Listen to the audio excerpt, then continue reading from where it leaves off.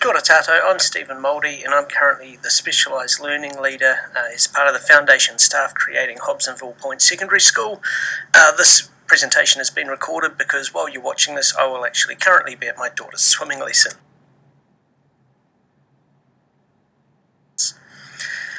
The presentation today is going to be on the topic of place hacking, which stemming from the idea of guerrilla geography, which is about getting creative with subject matter, learning environment and teaching methods to get young people thinking about the world around them. I've always really enjoyed the art of Banksy, which I sort of realise it's the way that he represents a place or environment through his creativity. The results then end up really thought-provoking for anyone who comes across his work. Guerrilla geography aims to provoke thoughts in the same way. The Geography Collective in the UK led the way, and this is where I first came across it. They work with students and together as a group of adults, such as you'll see in the bottom corner there, for the waterboarding world champs outside the US Embassy in London. Dan Raven-Ellison became a National Geographic Emerging Explorer in 2012 last year, based upon this idea of guerrilla geography. And that's where I sort of really got to know this. I love this image from one of his talks showing the controls that we have as teachers to change what learning looks like in our classrooms.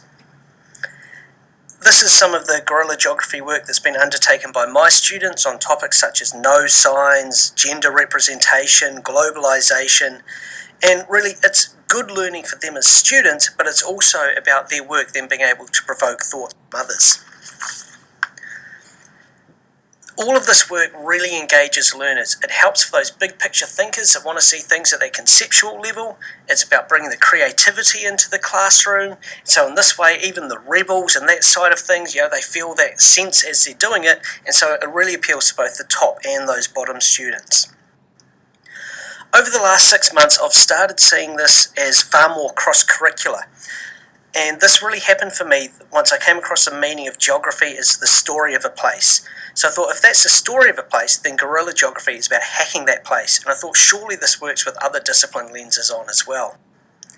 I first tried this at Ignition earlier this year, where it really proved the point and people made those connections across the learning areas, working in the same space and recognising the science, maths, languages that were present there, as things all are in the real world. Then this week, our Hobsonville Point staff all hacked the car park and paths outside the National Library building in Auckland, and it was really good for us as we left the National Library later that day, seeing people on their break from the offices nearby engaging with the messages as they had their lunch. Now, to take this type of approach, it really just requires one important step: reopening your eyes. Children are curious about everything. When we explore the world with children's eyes, it becomes easy to see those interesting points of places again. Want to know more? Watch Dan's talks on guerrilla geography and exploration, see some of my posts on my blog, or check out our joint project, guerrillageographyday.com.